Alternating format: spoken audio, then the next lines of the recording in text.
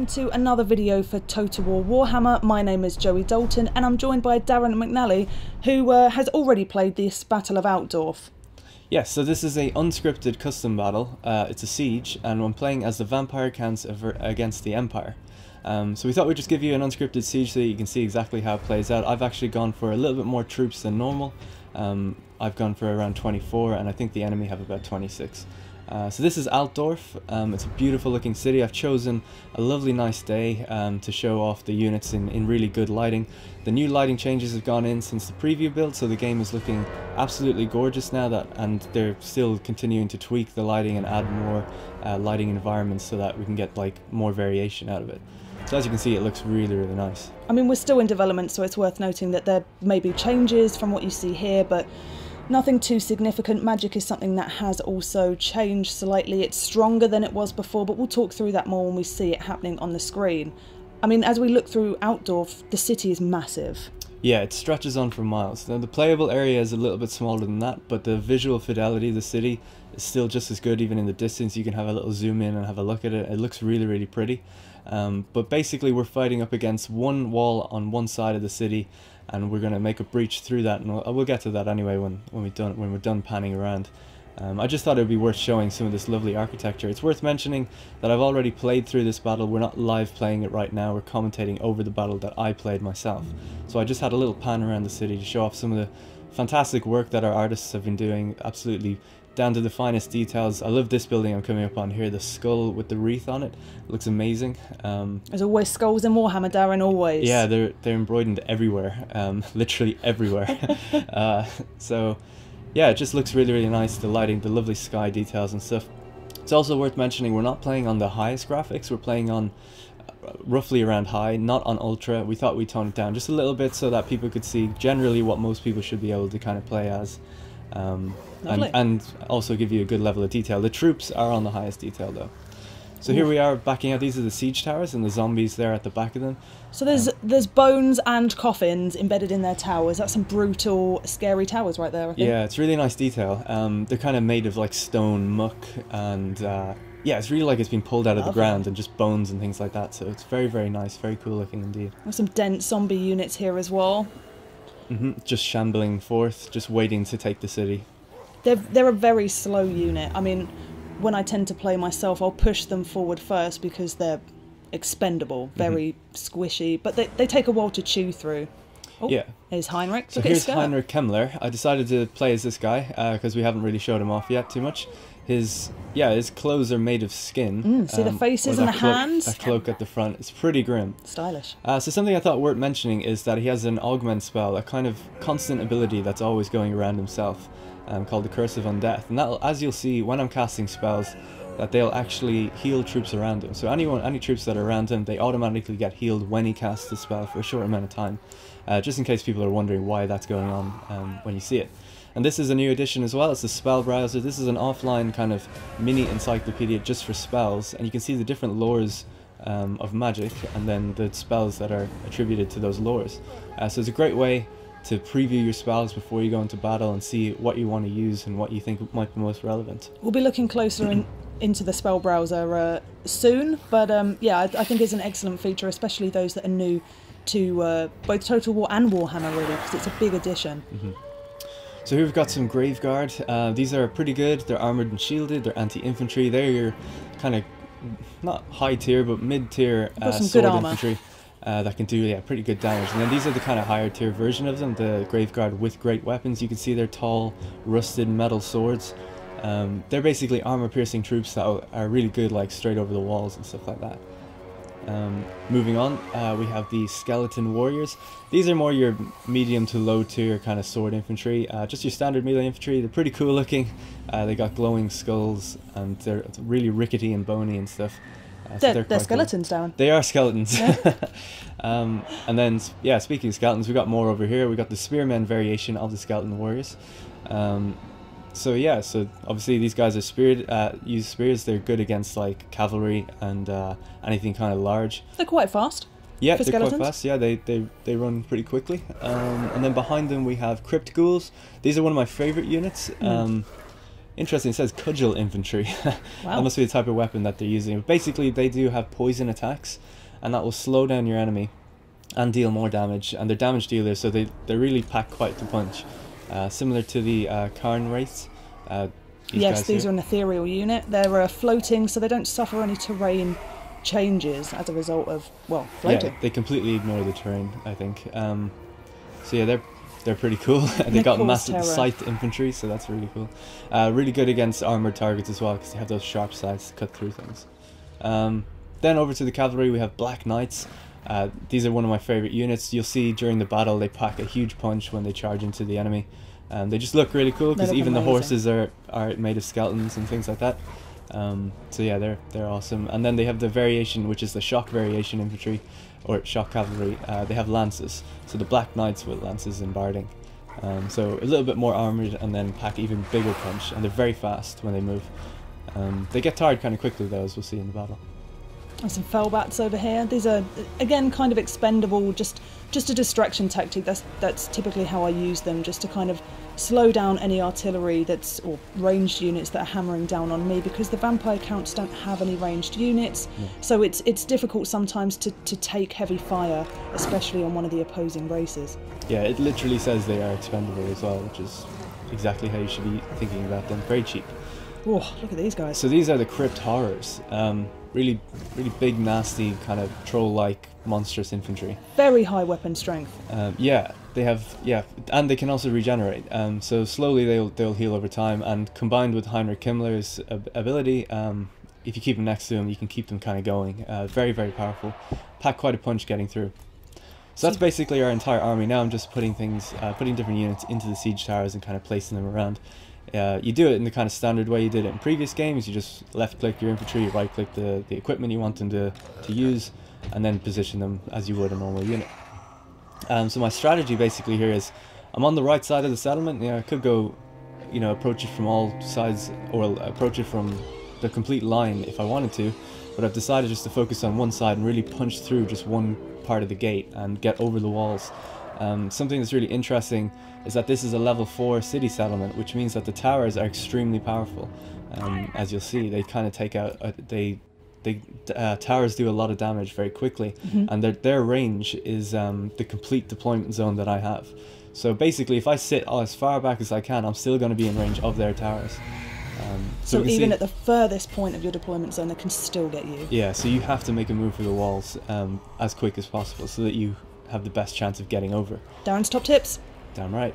So here we have the Crypt, taking a lot of damage there. Oh. Crypt Horrors I've sent running forward. I want them to get over the walls, just put down some ladders and hop over as quickly as possible, do as much damage straight over, kind of cause a huge amount of disruption.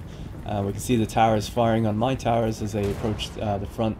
The middle one is a little bit more forward, I think, than the others, and it's taking quite a bit of a hit, already at 43% damage, so ooh, taking a good few hits there. And also my Crypt Horrors are down to 105 men in the unit. If you pay attention to the UI, you get to see a lot of different things. The little blue indentations above the unit icons will tell you loads of different information actually when you get used to it, such as if they're taking damage, if they're running, if they're walking, if they're being buffed, if they're being debuffed, if they're in combat, if they're winning combat.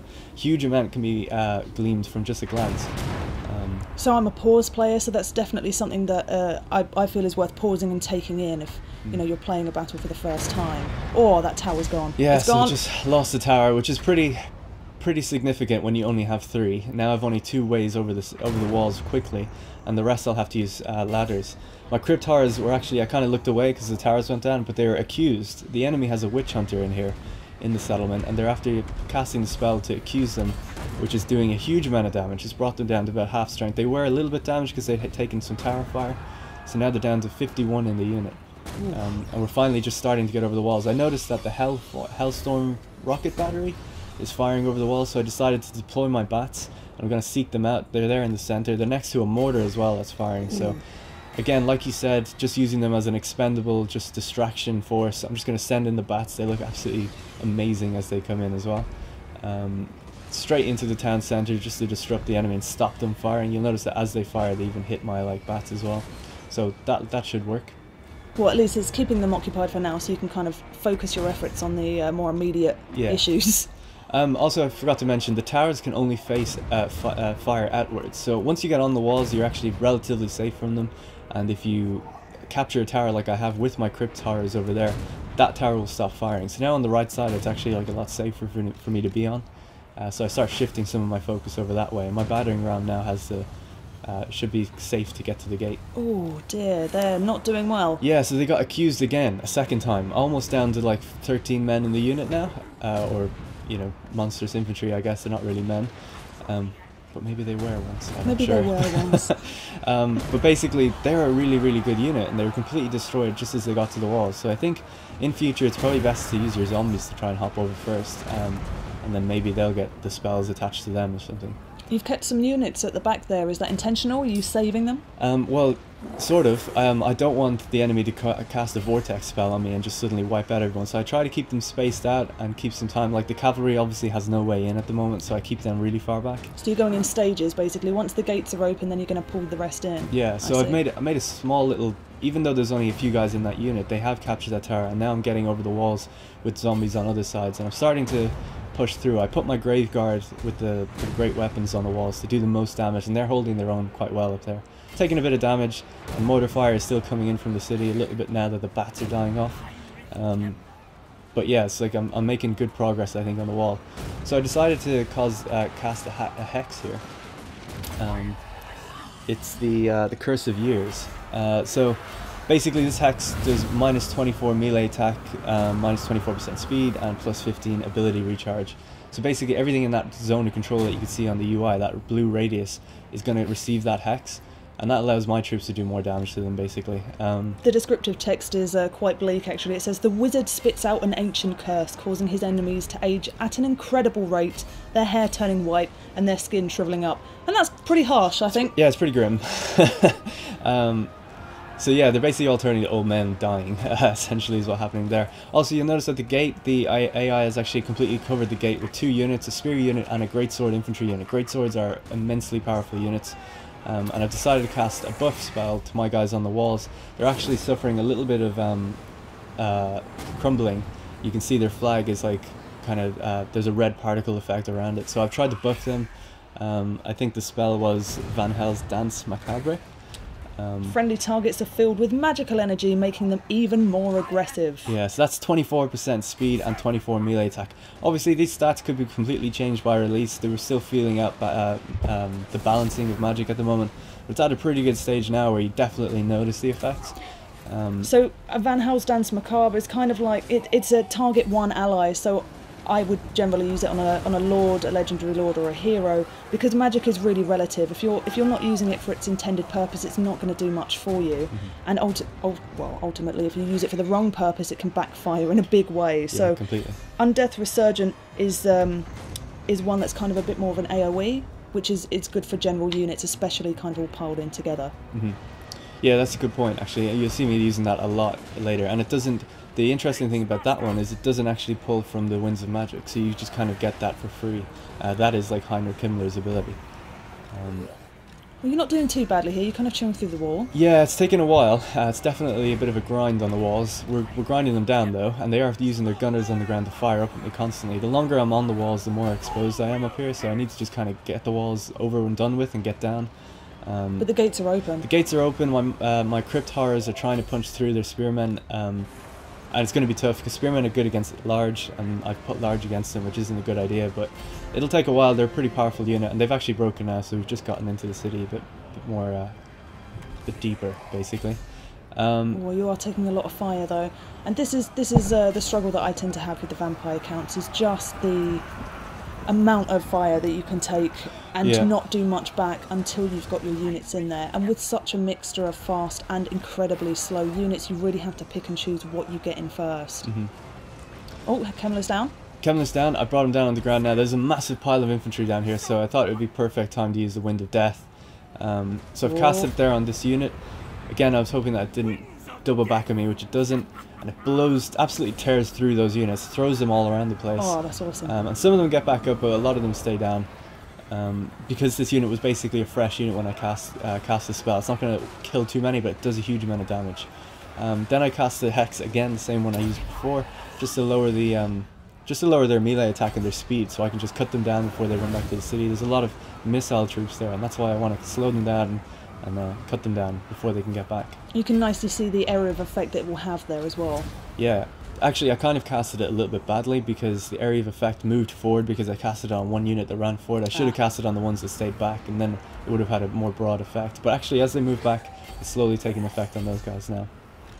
So I was bringing my cavalry into the city now. Now that the gates are open and I've kind of cleared a path, it's time to bring all my Black Knights in, bring them around the back of the city, and then cut down like these archer units and these gunners. So my monsters infantry, the crypt ghouls, or the crypt horrors, are now pushing up on the big unit. I decided to activate the free ability, essentially. What was it called? The Undeath Resurgent. Sorry, I'm still learning my lore, of course. Doing that gave me extra speed and extra melee attack for my monsters infantry, just to cut them down and catch up to them really fast as well. So it can be really powerful when you stack them on top of like powerful units like that. I love its descriptive text. Arise! Do not falter! Do not crumble! Back to life once more. Yeah, it gives you more leadership. So giving you more leadership will basically mean that so leadership is what morale is what replaced morale for the vamps. Yes. Yeah. So if your leadership reaches 0, then you begin to crumble, and if it goes down really fast or below 0 by a lot, then you crumble even faster and your units will break apart and die. It also gives an impressive buff to melee defense as well as melee attack, but I think defense is its key kind of function there. Yeah, probably, yeah. Yeah. It's kind of like a last stand thing. Yeah. And the descriptive text basically reinforces that. Again, learning a lot about the magic laws for each of your races, depending on which you choose for your campaign, is very important because they are each for an intended purpose. So do be careful when you're picking and choosing your magic, which you can do in these skill trees as well. I noticed that they just caused some sort of casted some sort of hex on Heinrich himself. I think it was actually an accused from the Witch Hunter, because his health has gone down to halfway now, and I mustn't have noticed that at the time actually. But I was going to say, you want to never leave him on his own like that, because Heinrich isn't like a great fighter, he's a wizard. He's kind of meant to stay back, be protected, and cast his spells. He will regenerate over time though, the more he casts spells, so he'll probably be okay, but I've kind of left him out in the open there, and that's something as well you don't want to do too much of. He's more of a support legendary lord, I would say, than whereas, Manfred's definitely able to handle his business solo. Yeah, he's got like a weapon, like a sword on another one as well, basically, so he's well up for combat. I just wanted to mention these charge impacts are really, really greatly improved since previous games. They just look really good. They don't take too much of a run up either. They only need, maybe like 10 or 20 meters, and they suddenly like have this massive impact. It's really, really satisfying to use them. You can also see there's lots of kind of units rather than going down different streets there as well. But I mean, that's basically my own fault. I could have taken the different avenues, but we've kind of bunched up a bunch of my troops together. I'm trying to keep them together because they're all about to crumble. Like that's what that red particle effect around their flags is. So basically I've taken a lot of losses getting over the walls, so I just don't really have the manpower to bring troops around different ways. I tried it with my cavalry. My spearmen are only just getting over now. In fact, they just got cursed or accused again by the Witch Hunter, but here he is here. I finally found him, and we've engaged him over there. So we should be able to take him out. 2 units versus just a single entity unit like that should do okay. So we're just pushing into the center of the town now. We really have very, very little left. So I'm just constantly activating these kind of buffs to try and help out my units. We're grinding through with our monstrous infantry, that like kind of stack of units over there. My cavalry is now free to push around on the back. Here's a good example of good AI. There's an archer unit and a spear unit, and they send the spear unit forward and the archer unit back. Obviously it's a tiny spear unit at this point, and I actually keep the charge going into the second unit behind it, and the impact stays there. So that's a really nice example of like how cavalry is much more impactful in this game. Especially vampiric cavalry. They have high charge bonus. It always looks really, really good. So I freed up the kind of main avenue. All the avenues now are kind of freed up into the city, except for the one big one to the right. You do look like you're kind of pushing forward into the middle a lot better with your different units. So I think you're kind of damage controlling really well. Yeah, at this point I was thinking like, okay, I actually might be able to win this. A lot of them are actually running away. There's a couple units left that are a little bit of a high threat. Wait, but at this point, Darren, do you lose? Well, we'll see. We will see. So the Witch Hunter is there. He's about to rout as well. He's taking a huge amount of damage. He's actually bogged down 2 of my units, which is really annoying. It would be great if I could bring them here. And constantly we're seeing these UI messages that says a unit has been wiped out. So doesn't look too good, but I still have hope. The bar is at 50-50. And cavalry's coming Heinrich's into getting his study. health back as well. Yeah, he is. So here's the general of the other army. It's Balthazar Gelt. I never really mentioned him or zoomed in on him, but he did cast some spells from the Lore of Metal that you might have noticed in the beginning. He cast one on the siege tower early on, actually. So here he is in the center, kind of the rally point for all his troops. And I've put Heinrich directly against him in combat, which probably isn't a good idea, but they are both kind of wizards, not really meant for combat as much. So it'll be interesting to see who kind of comes out on top. Oh, Heinrich's health is going down though. Yeah, he is. It's quite low. Not gonna lie. The green VFX, you can see every time you cast a spell they're healing, but the red VFX is the crumbling mechanic. So it's really an all-out ditch effort to try and like see if we can just if I could kill Balthazar, I think I could win. But the Demigryph Knights are surrounding me as well, and they're after throwing Heinrich on the ground. And I've activated one more Undeath Resurgence just to buff everybody. You can just see all the magic that's kicking off at the moment. Balthazar is activating his spells as well. He's gone! And unfortunately Heinrich goes down. Look how quickly the crumble takes effect there. And as soon as he goes down, the whole army completely crumbles. And that's it. So it was very, very close in the end. It was a valiant defeat. But it was valiant, Darren. It was. We got right to the centre, but we just couldn't pull it off in the end. So that was the Battle of Altdorf. I think you did pretty well. It was a valiant defeat, but it was still valiant. Yeah, so it was quite close. I could have done a few things to help. I think losing a siege tower early on was a bit disappointing. I think maybe bring the bats up to kind of soak up some of the fire is probably what I'd do next time, or maybe make sure the crypt ghouls get over the walls this time, reinforcing them with zombies and things like that. So there's a few things I could have done differently, gone down some different streets to kind of approach from different angles as well. Any units you would have changed? Well, it would always be nice to get, like, you know, Vargeists or a Vargulf in there, but I thought, you know, we'd go for kind of more earlier units to kind of balance it out a little bit more and just see how it goes. I had one monstrous unit, and I kind of paid the same for both armies in terms of gold, so it was quite balanced. I just couldn't do it. Just couldn't do it. Well, the roster for the vampire count is now on the wiki, so have a look and let us know what your army would be in the comments.